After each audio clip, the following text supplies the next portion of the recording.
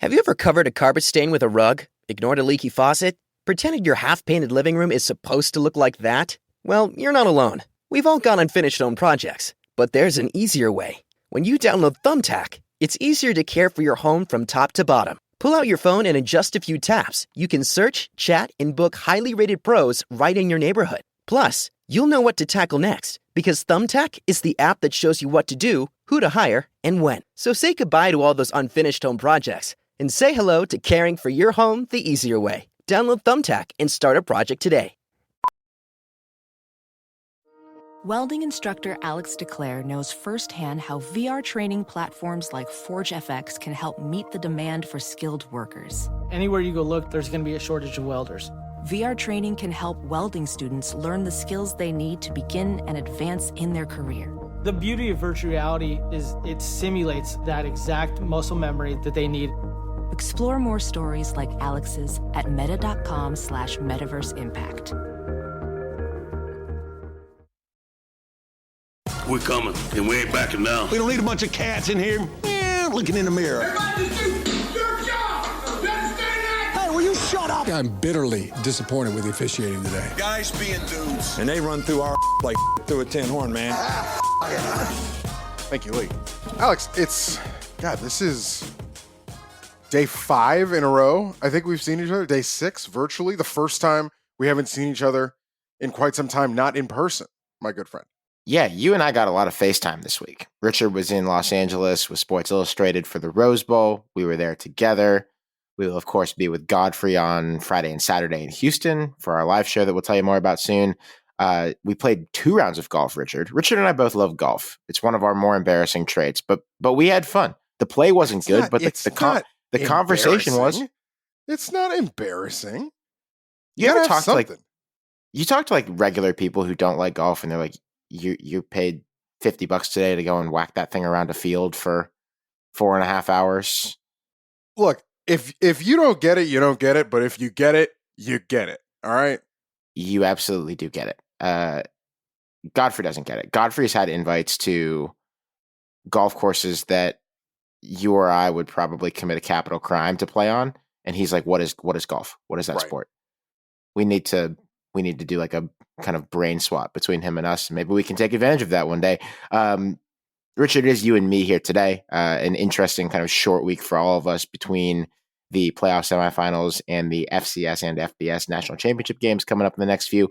But some coaching news that we want to start this week with because it's kind of been coming hot and heavy in the last even 24 hours. Brian Kelly and LSU do a near total house cleaning of their defensive staff on Wednesday. We are recording this, by the way, on Wednesday evening. LSU keeps a few guys, including Bob Diaco, but Matt House, the coordinator, and most of the defensive staff are gone. Mike Denbrock, the offensive coordinator, already left for Notre Dame, where he used to work. It makes sense to me that Brian Kelly would not want the same defensive staff, given what we just looked at last year. What would you make of this? Would you make of this as sort of throwing up the white flag that the Harold Perkins usage this year didn't work? Do you see it as something deeper, something in particular that you think motivates Brian Kelly to make this move at this point? We'll talk about maybe the specific timing in a minute as well. Well, I just think Brian Kelly knew their defense stunk. I think I both do and don't think that the Harold Perkins thing, that's not some canary in the coal mine. I get it's the thing that people focus on, but that defensive back room was terrible. It was terrible all season. Yeah, it was bad whether he was edge rushing or playing in the middle of the formation. Yeah, you know what I mean? There were bigger fish to fry with those defensive issues this season. There were. They had a talent issue on that side of the ball for sure. Seems to me like Brian Kelly had someone in mind to make this move now. I saw Brandon Marcello of 24/7 Sports reported shortly before we went on the air today that Blake Baker of Mizzou has emerged as the likely guy for that job. That makes sense. That's kind of the way of the world. Someone has sort of a dream season coordinating a unit at a more historically mid-tier program in the SEC, and an LSU goes and plucks them, so that would make sense. I do kind of look at it with a glare, given that it's January 3rd, and you fire a bunch of people, and you seem to have the next guy lined up like 2 weeks after the signing day. Is it overly cynical of me to just kind of assume malfeasance every time someone wholesale fires a side of the ball's coaching staff almost immediately after signing day? I mean, at least they have the class not to do it like a day after. But am I being overly cynical? I should say this. First and foremost, Blake Baker has a lot of ties to Louisiana. He used to coach Tulane, used to coach Louisiana Tech, is, I believe, from Houston or played at Houston, one of those two. He has a lot of ties to Louisiana. So that is kind of a check in his favor if he is, in fact, a new addition to that staff. Remember, this was after the bowl game. It wasn't after signing day. Like, the time peg here is the bowl game. Yes and yes. If you want to be cynical about this, the cynical nature of it, I could see coming right after signing day. Personally, I do not like the post-signing day coach gets a new job or coach gets fired kind of thing. I think it's duplicative. I think it's ridiculous. I don't think it's fair to the kids. And it's just something about the sport that I don't like and have never liked. The bowl thing, all right. If you're going to tell me that you want to put up the front that, players shouldn't opt out to bowls, so our coaches aren't going to opt out, or whatever it is that they want to say about that. But it's where I don't want to use the word duplicative, but like duplicitous and upsetting and yeah. Well, here, no, because here's where I'm going to go with this. It stinks for the coaches too. Like, there's a lot of jobs that those coaches could have been in for and could have gotten if they had made their move in early December. Again, this comes back to the calendar sucks in this compressed time space that we have of Thanksgiving weekend to roughly Valentine's Day. This calendar is not great, and this is another example of that. And I'm sure these guys probably had an inkling that the jig was up. I'm sure they probably knew. But there are jobs they couldn't take because they had a job on December 20th. So I guess where that leaves us is blame Brian Kelly. That's easy. Lots of people can come around to that, can probably get around the campfire in that point of view. A bit of coaching news today that I think is impossible to beef with in any way, but you could beef with what came before it. Mack Brown in North Carolina split up with Gene Chizik in what sounded like a firing or a gentle pushing out. The phrasing was broad and friendly, which makes sense because those two go way back. Gene was with Mack at Texas during those Texas glory years in the aughts. This was a huge bag fumble the last couple of years by Mack Brown to have his old buddy who was out of football for like 5 years and was in TV come back and be his defensive coordinator and just do really poorly. UNC had better personnel on the offensive side of the ball than the defensive, but when you bring in someone who had been out of football for that long and you get the horrendous results that they got these last 2 seasons, and you have Drake Maye at his peak for 2 full seasons, pretty healthy seasons as your starting quarterback, and you lose 5 games each year, that's ugly, man. That's bad. There is not going to be infinite opportunity if you're North Carolina to have quarterbacks like Drake Maye, or hell, like Sam Howell, who was the predecessor for Drake Maye, and who they also wasted on non-Gene Chizik coordinated defenses. I believe at least 1 or 2 or 3 of those years was Jay Bateman as the coordinator at that time. But for me, like for UNC to go 5 years in a row with those 2 quarterbacks and to never do better than 8-4 in the 2020 COVID year is just some of the worst work of Mack Brown's career. Like, underrated bad job the last couple of seasons of maximizing what he had. Well, Drake Maye and Caleb Williams leave college with 1 division championship combined between the 2 of them. A sad departure from college football. You mentioned a couple of quarterbacks, but I think one that I hope is seen triumphantly. Frank Harris retires from college football and from football altogether. He had played 7 years at UTSA. He made this announcement on Wednesday. His body just took too much of a beating by the sounds of it. 7 years in college football, and basically all of them spent with ranging from serious to minor to who knows how many in between maladies. We talked about it at the beginning of this year that he just looked kind of hurt, and he still put together a really nice season for UTSA. This is a build the statue kind of player, if there is one in college football at any program. This program didn't exist before 2011. It's this giant city in Texas and San Antonio that did not have FBS football.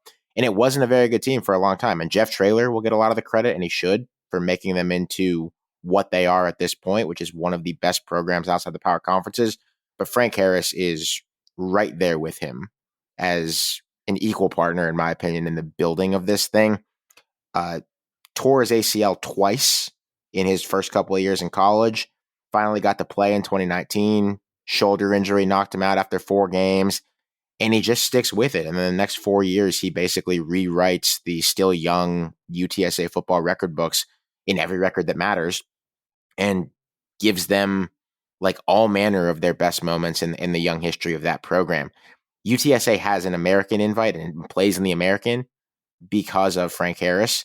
So if we are ever building statues of college football players ever again for any reason, then they got to put one outside the Alamo Dome for Frank Harris. It was a joy to watch him play college football, and I am sad that he cannot continue with this sport, but it was fun to watch him while we had him. Yeah, there were some people who didn't think he was going to suit up this year.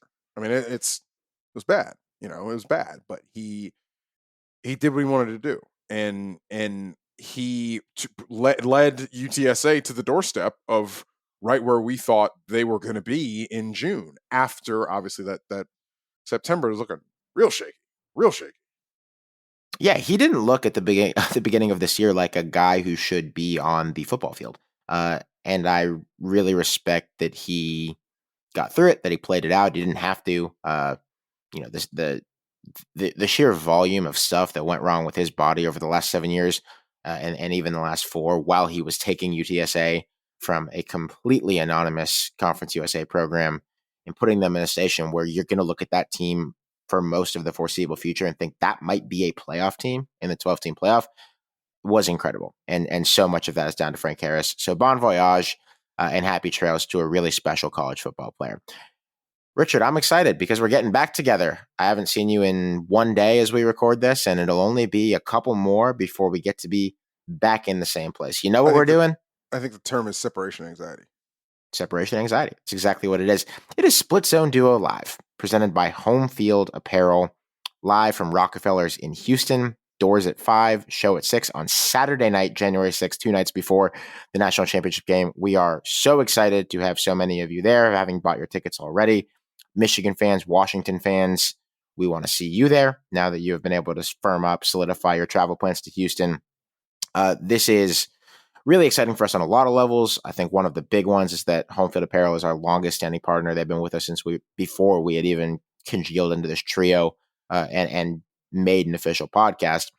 They have been such dear supporters and friends of ours for so long. I guess I'll mention the promo code SCD20. If you have not yet ordered anything from Home Field, you can do that 20% off your first order with SCD20 is the promo code. But they are the presenting sponsors of this event. We are thrilled to be with them. Yes, there are going to be a lot of shirts, going to be a lot of good conversations, a lot of good opportunities to meet people who you might know from the internet and who you might listen to podcasting, buy shirts from, etc.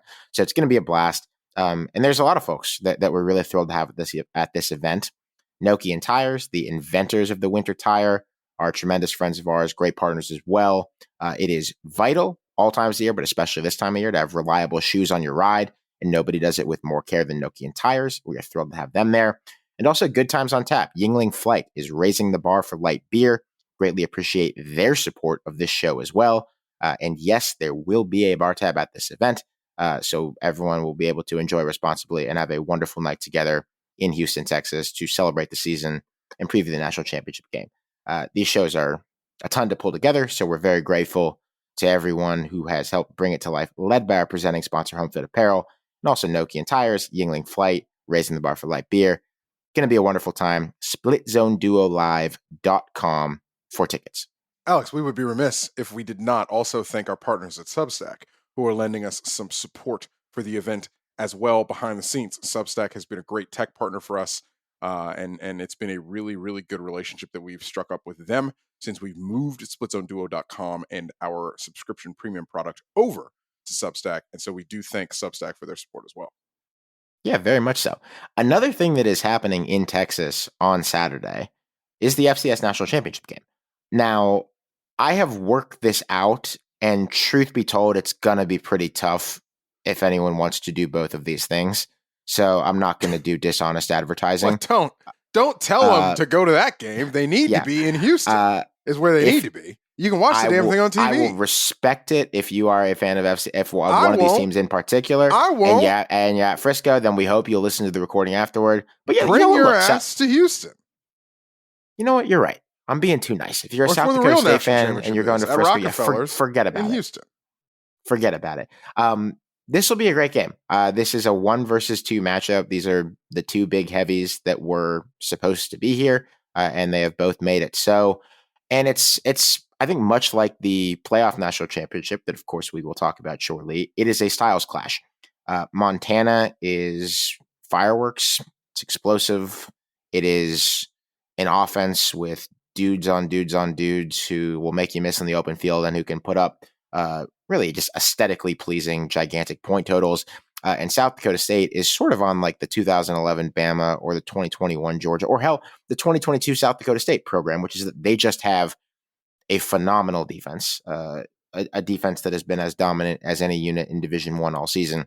And so watching these teams go after each other in the afternoon, I'm sure we'll be watching it in the green room or whatever before we go out to do the show, is going to be a lot of fun. Some notes on these teams. Isaiah Davis is the elite running back now for South Dakota State. They have had a lot of these marquee featured backs over the years. PR Strong recently among them. He's in the league now. He is the top guy. He is an All-American. They have 2 excellent wideouts, Jaden and Jackson Yonke, and it is somewhat freaky how much they look the same. Yes, they are twins, and genetics are truly astonishing. They are twins. But it's not freaky that twins look alike. That's kind of the thing. No, dude, I'm telling you, there are identical twins, and there are identical twins. Parents of twins know what I'm talking about. There are identical twins, and there are identical twins. Like Mary-Kate and Ashley on Full House type situation, both playing Michelle. That's what we got here for these wide receivers for South Dakota State. And they're both very good, and they're very good in the open field. Offensive line is kind of the thing that it all builds from for this program, which maybe you would expect. They are huge. They have been intact as a unit of 5 for 2 years in a row now. They're Big Ten sized. And if you can't really do this, but I think that if you just kind of drop those 5 into the Big Ten or something, like they'd be a top 3 or 4 unit in any. Okay. Dude, I'm telling you, man. Like, dude, I'm telling you. I get it. You watch what these guys do. You want to big them up? I understand that. I'm not taking that away from them. But like, all right, like, come on. Like, dude, I'm telling you, this is an FBS-sized offensive line. So why don't we play in the FBS? Because in that part of the honest answer is that because South Dakota State and North Dakota State are tremendous recruiters, and they go and get good players who otherwise would go to bad Big Ten West teams, and they go and play for the Dakota schools. That's the Indiana. Answer. It's time to go drop some bags, fellas. Honestly, yeah. I mean, there are people listening to the show who know Indiana collective business. Yeah. Go into Minnesota. And honestly, the one who really doesn't have an excuse is PJ Fleck. Like every time you look at like a South Dakota State or North Dakota State having a road grading, unstoppable offensive line, you think, Wisconsin could probably use some help at this point too, if we're being totally honest about it. But they are serious. Richards hating notwithstanding, and it all does build from around that group. I think that for South Dakota State, this is sort of their.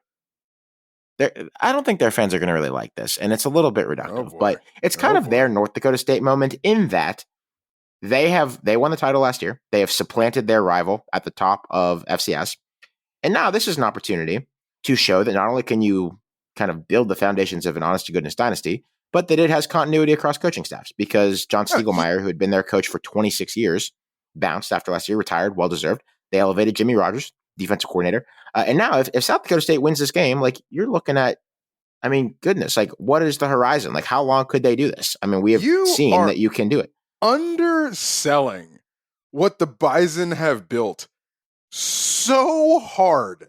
Well, right. It was like 9. For the live studio audience, 2011, 2012, 2013, 2014, 2015, 2017, 2018, 2019, and 2021.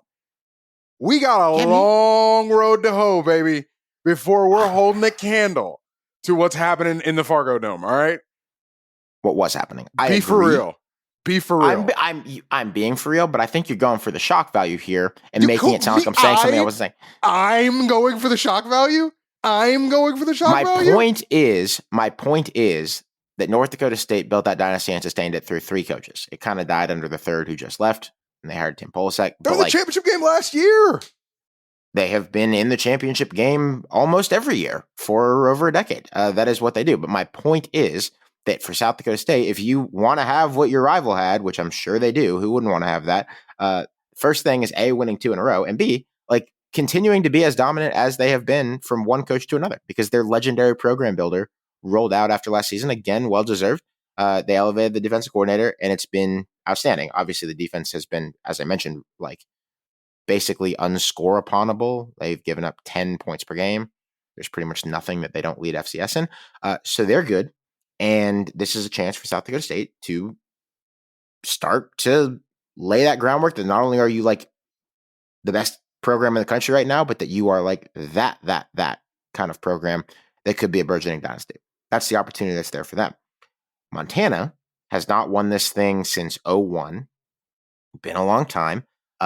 You think of this program as, I think, being an FCS heavyweight that is in contention every year, and that's pretty much true. But I have to confess that I did not realize they had not won the Big Sky until this year, since 2009. It's a crowded league with Weber State, Sacramento State, even Montana State, their rivals of late. So this has been a basically annual playoff team, but that had not been past the semifinals in over a decade, and I think has been on a longer stretch of futility than it might seem if you just look at how frequently they are in national contention at this level. They are really fun. We talked a lot after their semifinal win over North Dakota State about Junior Bergen, their wide receiver, who is also an elite return man, and who they lean on as kind of a gadget player, a featured receiver in every way that you can really lean on a skill position player.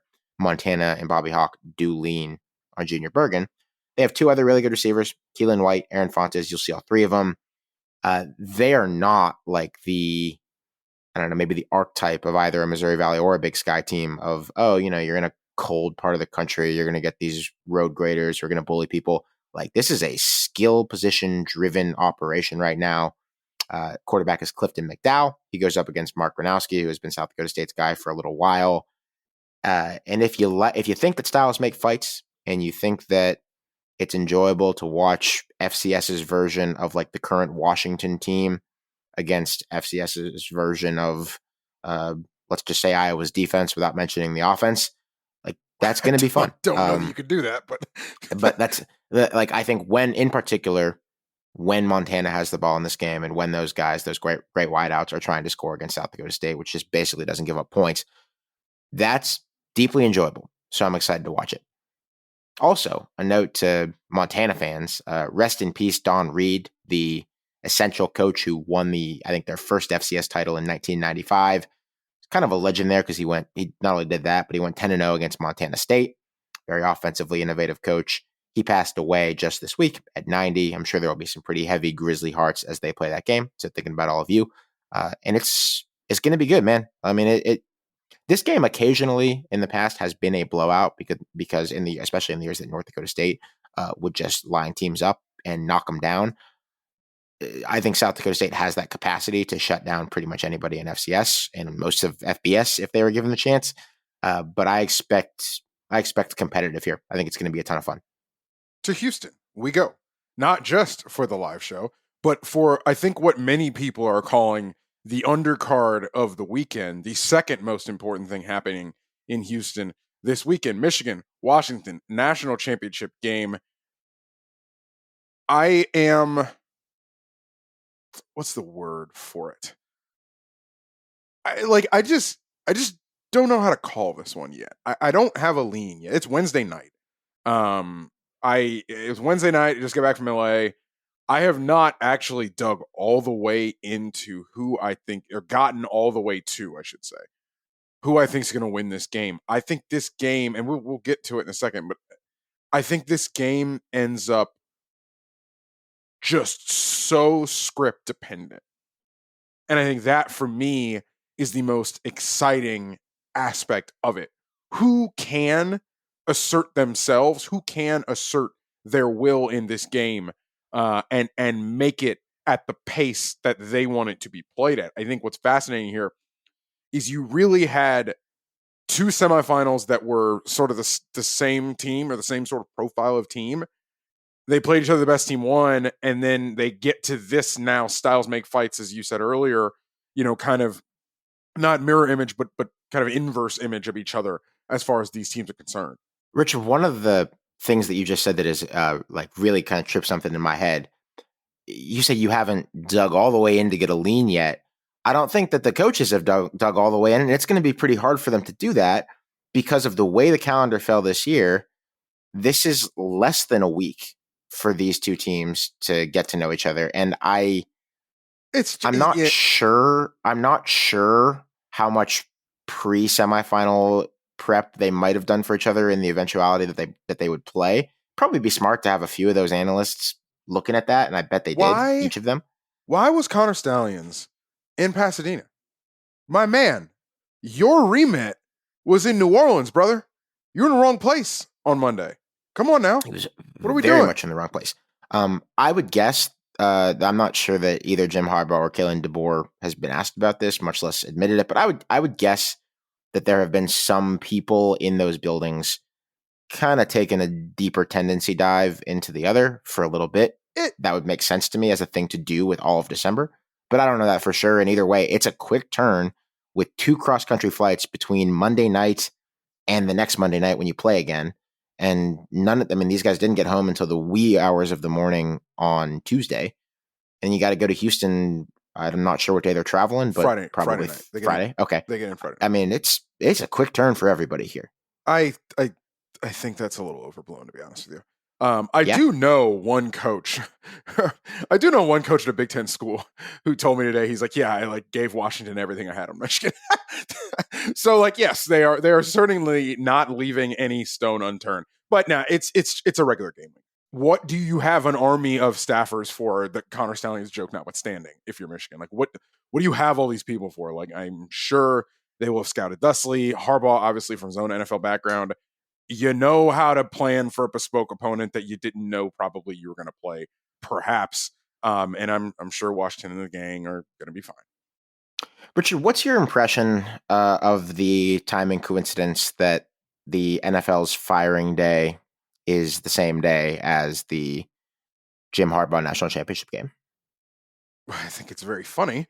I think if funny Don for sure. Yee, I think if Don Yee, Jim Harbaugh's agent, is worth his stones, he's been doing the work already. The 2 jobs Jim probably is the best fit for have been open for quite some time. So I don't think there's any. Is that the LA Chargers and the Carolina Panthers? No, that is the LA Chargers, the Oakland Raiders. I do not think Jim Harbaugh is going to be the head coach of the Carolina Panthers. But I say it to say, there have been work. There's been work done. There have been inroads. Don Yee did not become Jim Harbaugh's agent on Saturday when the news leaked. I can tell you that for certain, 100% certain. He's been doing the business. That's what you have an agent for. And so on Monday, it's going to be funny when all the Black Monday firings start to pop 4 hours before Jim Harbaugh and Michigan take the field in Houston. The funny thing about it, the additional funny thing about it, is that I actually tend to believe Jim Harbaugh when he says the thing that every coach says, which is I'm focused on this game at hand. I think Harbaugh, I don't think it's pretty obvious. I think that Jim Harbaugh would like to be a coach in the National Football League as soon as possible. I mean, it's been obvious for 2 to 3 years. You can contest me on that because you do a lot of this inside reporting on the situation. No. But it's pretty obvious pretty obvious that Jim Harbaugh would like to work in another job than the one that he has right now. But he also strikes me as a legacy guy, obviously the world's most Michigan man. I can imagine that he is pretty well locked in and that any of the more narratively convenient distraction points that you could make about him probably are not actually going to apply in this game. It's the difference between him winning this game and not winning this game and then going to the NFL afterward is so massive, just for someone who seems to care about not just Michigan football as an institution, but his own place in it, that I don't think that his attention will be elsewhere. Do you think that seems reasonable? If they get blown out, they're not going to get blown out because Jim Harbaugh's been on the phone with Mark Davis. Like that's not how this works. All right, that's not how this works. I as far as Jim's and if like what I think Jim wants is another crack at the Super Bowl. I think it's pretty clear. I don't know if it's going to happen this year because, of course, it is going to take one of these jobs to want him. And it's also going to need to, like, I don't think Jim is not happy in Ann Arbor, right? Like, I don't think Jim is unhappy in Ann Arbor. I think he likes it there. You know, the professional or personal animus, whatever it may be, with some of the people in Michigan's administration, like they are offering him a new contract. Like it is on they want him back, right? Michigan is not jettisoning him to the NFL. It's not how this is working. I just think that there's some convenient timing with two specific jobs that I think, I think his family would probably be amenable to him taking. I think they have some ties to. Obviously, the Chargers are a great situation as far as the quarterback's concerned. What other jobs open?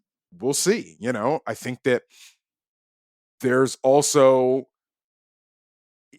Jim's not really a college coach. In my opinion, he's not really just a college coach because of his success in the NFL, but stigma of a college coach coming up, which I don't think directly applies to him, but it's something to note. It's going to be a very, very interesting NFL cycle. And it's going to be very interesting how things are. If he comes back, it's going to be interesting how things are positioned. How the extension is sort of framed, right? How because we have NCAA stuff of some sort coming down the tracks as well. Burgergate / Stallionsgate, like however those things fall, we've got that coming too. So how this ends, especially if he doesn't go to the NFL, is going to be fascinating to me. Well, let's talk about how it might end. A couple of questions, Richard, that I want to ask you to sort of guide us through this matchup, because I think it is a very good one. First of all, one quick answer to this. Do you accept my premise to this first question that Washington's defense is the weakest of the four major units in this game? No disrespect to the special teams, of course. Listen to the Substack playoff semifinal preview with me and Mike Felder. Washington's defense is the weakest of the 8 units in the semifinal, 8 sides of the ball. So knowing that you accept that premise, if you were Washington's co-defensive coordinators, William Inge and Chuck Morrell, how would you try to minimize the problems that you will probably have against, let's say, Michigan's run game and the Blake Corum Express? You better find some new interior linemen. Like that's the thing here with Washington's defense is, and why when Washington's defense specifically, like if you're Sharon Moore, if you're Michigan's offensive line, you're sitting there licking chops because this is the matchup. We're talking about a particularly bad matchup for Texas's defense, which is a Washington offense that didn't really need to run the ball, but didn't do it really well, and proved that they didn't really need to. Right, still scored 37 points, 40 points, however many it was. Different deal here. This is going to be like strap it up. You better bring it because Michigan is going to bring it and bring it and bring it and bring it and bring it the entire game. And unless Washington's offense can really come out here and go gangbusters early, that's why I talk about game script dependent. Can you earn Michigan's passing game? Like, can you earn that in this game? Because you are going to have to. Now, your offense can. It has the capability. It has the firepower. But you're going to have to earn it. Because Michigan wants to do what Michigan does, and they will be able to if the game script allows them to stay in that. No problems with it, no qualms with it. And by earn that Michigan passing game, I would take it that you believe that unless they get J.J. McCarthy into a lot of passing downs, that Braylon Trice just won't, the great edge for Washington, just won't have the chances to do the most fun thing an edge rusher can do. Yeah, I mean, it's they want to pin the ears back and come after you, of course. But Michigan just wants to run power at your face. And if they're able to do that, ain't nothing you can do. Like it's, I think that where I probably will end up settling on this is the game's won in the trenches. Like it's just hard. And, okay, yes, Washington, Joe Moore award-winning offensive line. I understand that. I watched the Joe Moore award-winning offensive line 2 years ago get their faces kicked in by Georgia. All right. I'm not saying the folks that run the Joe Moore Award are not incredible evaluators of offensive line talent. I'm just saying I've seen an offensive line that has won that award get their shit kicked in. Yes, that's an accurate description for what happened in that Orange Bowl. Let's say, for argument's sake, that Washington does pull out an excellent trench performance and earns the right to go after JJ McCarthy. And that JJ McCarthy has to sit back and win this thing with his arm. JJ's had a great year, and he was very solid all in all against Alabama. But I want to be clear about what we saw because we were watching this game from the same press box in the same field. Sharon Moore got Roman Wilson and Blake Corum very, very open enough times, and JJ McCarthy hit them. And the best throw on the game-tying drive that was the drive of JJ's life was a tip ball that could have easily been picked and turned into a long Roman Wilson completion that helped make the drive. The next biggest throw on that drive was Blake Corum getting lost by Alabama's defense. They run on passing downs and have been running on passing downs often for this entire back half of the year. So I'm not at all being a hater, but just being honest that if we're watching the way that Michigan has played, JJ McCarthy's numbers are not entirely owed, not that any quarterbacks are, to JJ McCarthy. And he has not yet had to do the can he win the game for the team type thing. He just hasn't had to. It's not saying he couldn't. That's a preamble. If he has to, Richard, do you think he can? Depends on has to. Can he take them down one drive for all the marbles? Absolutely. If they're down 17, that's what I'm talking about. That's what I talk about game script dependent. If Michigan gets in a hole here where we got to get a lot of points fast here, 9.5 minutes to go, you know what I mean? You're down 2 scores or 2.5 scores. Like that's what I'm talking about here as far as in a hole. Obviously McCarthy, like the yeet ball on that, are we calling that a flea flicker? What are we calling that? The absolute dude, one of the best plays that I've that you'll ever see a quarterback make. It was crazy. He absolutely yeeted that. Like, well done, man. Like, you can't overstate it. It was so cool. No one ever does that. It was sick. Like, it was sick. I wonder if we're really going to get run game here. Do we see a little bit more Alex Orji in this game? Do you come out here and say, buddy, we're really going to run the ball? We come out here with a little wildcat action because they do not let Alex Orji throw the ball. I say that. So they don't even let him throw it away. Yeah, I know. So, you're going to come in with him, +1 in the box, do some QB run game stuff. What are they going to do? I wonder if they're going to be able to execute a similar blueprint, which is just screw with Washington's linebackers in traffic, which is literally what they did to Alabama. And we talked about that on the semifinals recap. So how Michigan manages the game on off, because remember, this is not just a team that it's not just a team that like is run first, run foot. Like I've watched this Michigan team run the ball 30 straight times. Like that is their id. If you believe, like I do, that football is won in the trenches, then you've got to lean on this game. But on the other hand, you sort of have both extremes, right? You have the football's won in the trenches argument, which I certainly subscribe to. If you've listened to this show, you know that. But you have Washington, which is clearly an elite offense. And if you go back to 2020 Alabama, 2019 LSU, like these offenses that I put in at least the same neighborhood. I do not think Washington's offense is as good as 2019 LSU, but they LSU are in fans, the same we get it. code. We understand LSU fans. We agree with you. We know you don't have to type what you're typing. It's okay.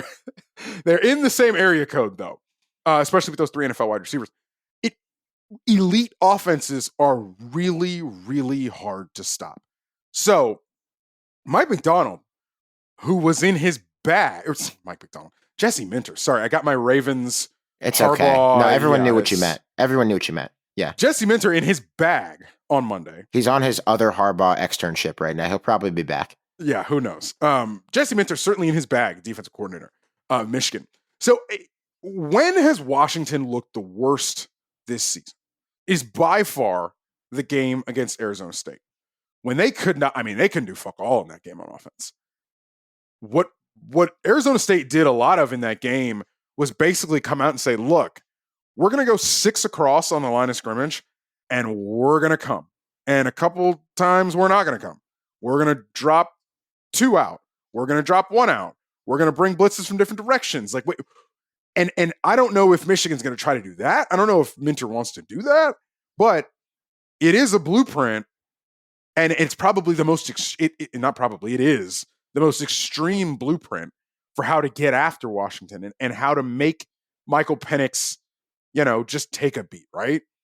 Do you remember much of what Stanford did in that game? That was the game that their defense couldn't stop anything, actually. They scored against Stanford. Right. They just gave up like yeah. 30-something to Stanford. Yeah. Yeah. Their defense was getting got at, and then Stanford's receiver went down, and then it was kind of all shoot. Yeah, Arizona State there was a 15-7 slog. You're correct. Yes. And they needed a pick 6 to like put that away, and some missed field goals from Arizona State. I am very curious about how Jesse Minter comes into this game with a plan. I don't know if you want to live and die by the blitz by an extreme blitz in this game. Are you probably going to send 5 a lot of the time? And it looked like, to be honest with you, they subsisted on some nickel pressures, nickel 5-minute pressures in the Rose Bowl against Alabama. But, I don't want to throw that performance out. But remember, this is a 1-game season, and it's a matchup specific thing. And a defense's matchup against Michael Penix is certainly different than a defense's matchup against Jalen Milroe. But Alabama probed a couple times with the deep pass late in the second quarter. I thought they were kind of doing it to show that, hey, we got this in our locker, be careful. And then they didn't come back to it at all. They didn't come back to it at all. And whether it was they weren't allowed to come back to it by Michigan's defense, or they just didn't want to, I don't know. Obviously Alabama started to run the ball in that second half with actually some great effectiveness to some points. So how Michigan's defense is going to try to keep the lid on this Washington offense, I kind of think that's more of the game than Michigan's offense against Washington's defense, because of just the explosive capability that Washington has. Yeah, I would agree with that. And from our perspective, not that it really matters in the long run, it would have been nice to get a hint from the Alabama game about how they would handle kind of a barrage of deep throws. Because we talked about Michigan didn't really see much of that at all during the Big Ten schedule. Most of the Big Ten doesn't have that kind of gadgetry in its arsenal that they can really throw the ball down the field that much. Alabama, Milroe throws the ball farther than anybody in college football on a regular basis, and just didn't really do it for much of that game, with the couple of exceptions that you mentioned.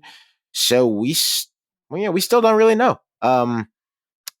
Having these 3 guys, and also the tight end Westover. So it's the Jalen's, Polka McMillan, Ramadenze, who I regard as the best receiver in college football this year, and the tight end Westover, who had a really nice game against Texas.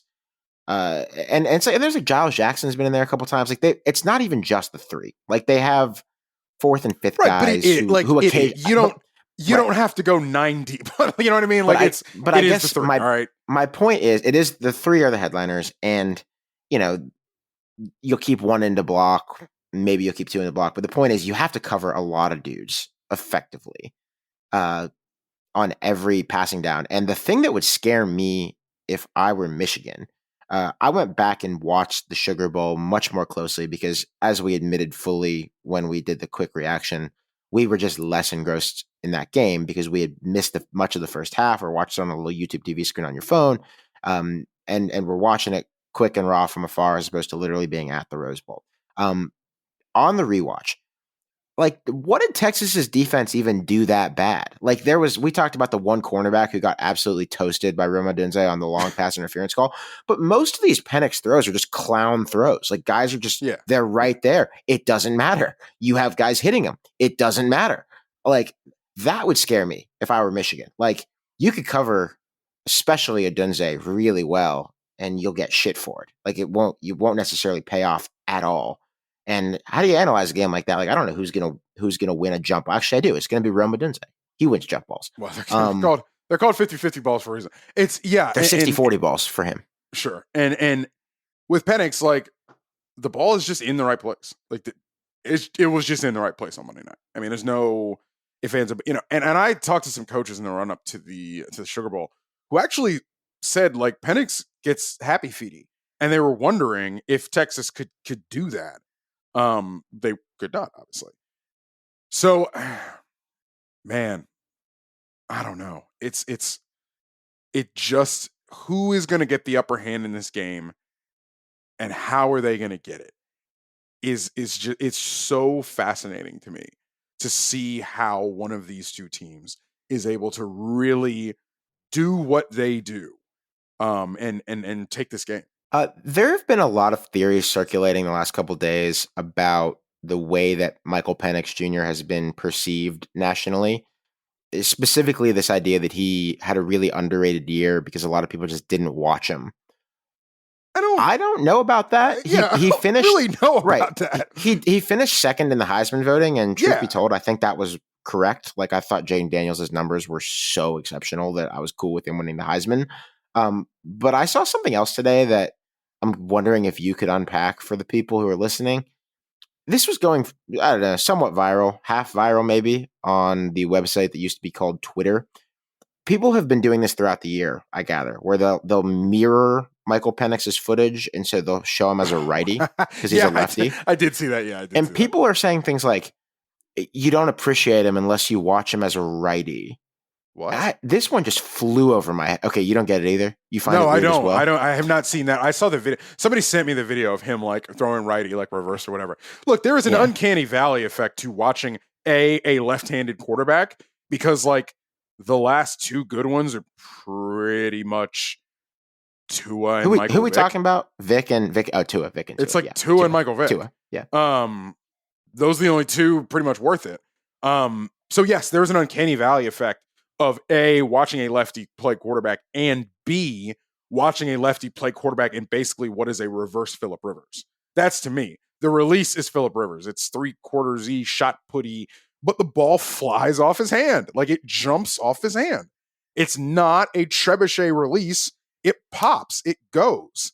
But yeah, I don't really buy the nobody watched Penix. Like, Penix was, until November, Penix played in one of the more highly watched regular season games, right? Until the we Washington, got to, like, Oregon round one was the game of the year, until it'll still have a case at the end of the year. It'll have a case. That was a 3:30 ABC game. Like, I don't know. I don't really do. Yeah. And then the USC game was crazy, and I know it was on at the same time as LSU Alabama that night, but, like, people were tuning into that. You know, you mentioned the USC game. That was the Dylan Johnson game. Their running back who ran for like 500 yards, 250. Yeah. So look, you could told me it was 700, and I'd probably believe you. That was an Alex Grinch special, but that was also a Washington offensive line special. I think that was probably the game that won them the Joe Moore Award, and that made Dylan Johnson an entity on his own within this passing heavy, pass reputational offense. He got hurt at the end of the Sugar Bowl. Looked pretty bad. Kalen DeBoer says he will play. Yeah. Or is trending says he's going to play. Washington doesn't really have other running backs. I mean, they do. They have a scholarship depth chart full of them. I'm sure but they're on the roster. Just the point is, and I feel like I did watch a lot of Washington this year. I had to Google who was their next running back. I've said that a few times. Tybo Rogers is his name. He's carried 43 times this year for a 4.2 yard average. Another guy, Will Nixon, has carried 31 times, for 194 yards. Point is, you could watch a decent bit of Washington football and not even remember or realize who their backup running backs are. Like, what? in college football, I don't think we really subscribe to running backs don't matter. I think they matter a great running deal backs at this matter. level. Yeah, Yeah. running backs matter. So what is your level of worry about Washington's ability to conduct business if he is not good in this game? Because against Texas, he didn't really do anything effectively because of the way that Texas was playing that game and the way that Texas's line was disruptive. But Washington still did what it did. Like, would you, against Michigan, do you have a harder time believing that they can thrive if he's not going good? Only because I'm not sure how many plays they're going to get in this game. I had not here. I actually have it right here. They only got 70 plays. I didn't realize they only got 70 plays. That's not that few. Huh? That's few-ish, but it's not. You're it's right. Not Yeah, few. it wasn't a 90 play script, right? Whereas Michigan got 60 plays. Michigan had 60 plays against Alabama. I don't know how many plays. Then again, you don't know how many plays Washington's needs with that explosive passing attack. But 21 rushes for like 45 yards or whatever it was. They didn't need to run effectively. They just needed to run. I don't believe in balance for balance's sake, but like you do kind of have to run. I think they showed that you do have to do it a little bit here and there. They didn't spray the ball sideways as much as I thought they were going to leading up into that game. But Michigan take the air out of the ball. There's no secret to what Michigan there is no secret to what Michigan is going to try to do in this game. There is no secret. It's no smoke and mirrors. Offensively, everyone knows. What do you mean defensively, though? That's what I meant. That's what I was talking about. Offensively, Michigan is going to try to take the air out of the ball and run it till they stop it, and then probably run it some more. Yeah. It's an interesting possible fly in the ointment because the easiest way for our little human brains to perceive this thing is that it's just, can Michigan run the ball and can Michael Penix make it so they can't run the ball so that they have to throw it. I'm interested in if something else, whether it's this Dylan Johnson thing or whether it's a repeat of all the mental errors that they got away with last week, might rear its head. Here's the other thing here that both of these teams, particularly Michigan, is going to have to figure out. That turnover thing, JJ McCarthy has got to make good decisions with the ball. He probably should have thrown an interception the first play of the game. And possibly another one on the tying drive. Again, we talked it got tipped and it got caught by the guy in the blue instead of the guy in the white. There were also, as we understand, the special team stuff. Like the special team stuff, that will kill you against this Washington team. That'll kill you. Can't happen. They have to be as secure with the ball as they've ever been. If you give this Washington offense extra possessions, you're dead. You're dead. I do lean towards the special teams jackassery for Michigan being a one-off because that has not been a problem for them throughout the course of the year. They have punted the ball well. Their place kicking has been fine. Their return games have been fine. That might have just been the moment being a little large for a couple people at a couple points. I lean towards that. I don't think that they're going to have calamity in that phase of the game. But you're right that Washington thrives on this. Washington has benefited, by the way. The defense has been pretty lousy throughout the season for a playoff team, for a team that's playing the national championship game.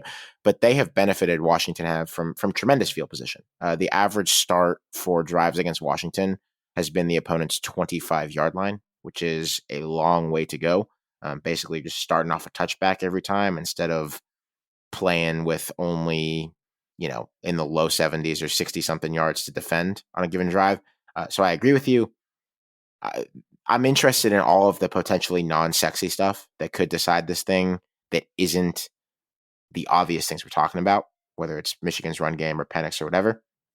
And that could be one of them, Like the Alabama-Clemson 2016 game came down to Alabama couldn't cover Hunter Renfrow.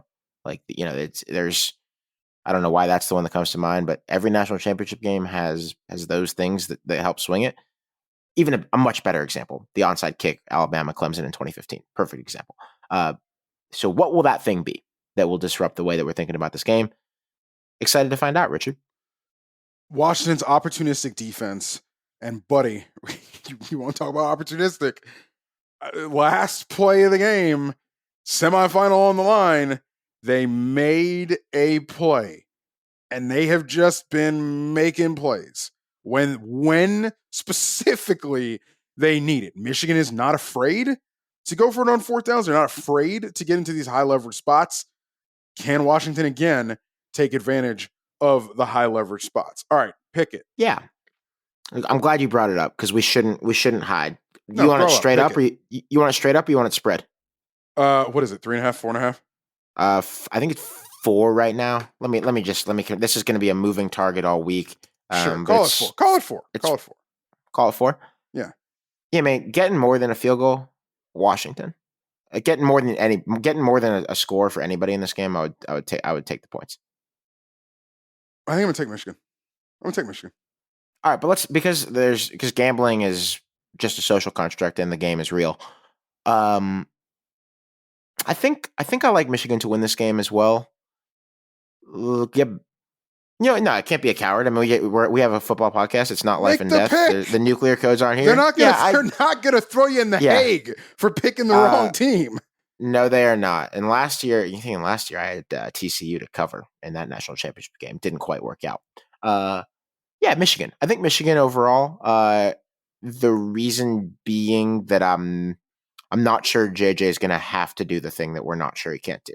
Like I think a steady diet of Blake Corum could be plenty for Michigan to win this game. So I'll go with Michigan, and stand on business. And if I'm wrong, I'm wrong. But Pac-12 disrespect. We don't watch that league, as some would say. Well, don't worry, it doesn't exist anymore after Monday night. And that is a tragedy. One of the other things about this, I'm glad I get to bring this up. There are some dudes on the Washington side of this game who are collecting so much group project credit for not doing any work this year. George Kliavkoff, if he is not fired by the time of the game, which seems to be very possible, will get to be a conference commissioner who took over the Pac-12 and had a national championship winning team in his conference. So congrats to George on all of his good work to achieve that. And also Washington's athletic director, Troy Dannon, got hired in October from Tulane. He is on the verge of a national championship ring. Having done what? I don't know. Well, he took the job. What do you want? Facilitated flights. Job. What? And I have nothing against him. I'm just pointing out that it's funny that Washington's season has happened against the backdrop that it has. Not just their AD leaving for USC in the middle of the year, which obviously did not affect the football team at all. Tells you something about how athletic directors are with actual, how involved they are with the actual day-to-day of a football team during the season in most cases. And with the Pac-12 dying in front of our eyes in a grievous crime against the sport.